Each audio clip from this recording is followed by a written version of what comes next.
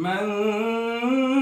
كان يريد العاجلة عجلنا له فيها ما نشاء لمن نريد ثم جعلنا له جهنم يصلاها مذموما مدحورا ومن أراد الآخرة وسعى لها سعيها وهو مؤمن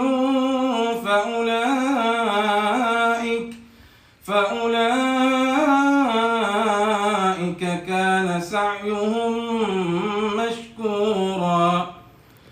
كلا نمد هؤلاء وهؤلاء من عطاء ربك وما كان عطاء ربك محظورا انظر كيف فضلنا بعضهم على بعض وللآخرة أكبر درجات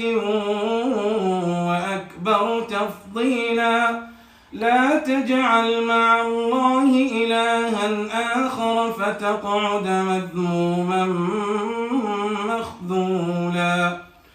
وقضى ربك ألا تعبدوا إلا إياه وبالوالدين إحسانا إما يبلغن عندك الكبر أحدهما أو كلاهما فلا تقل لهما أف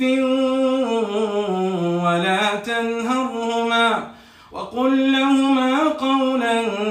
كريما واخفض لهما جناح الذل من الرحمة وقل رب ارحمهما كما ربياني صغيرا ربكم أعلم بما في نفوسكم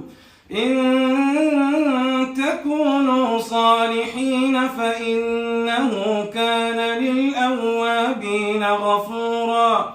وآت ذا القربى حقه والمسكين وابن السبيل ولا تبذر تبذيرا إن المبذرين كانوا إخوان الشياطين وكان الشيطان لربه كفورا. فتح الله عليك.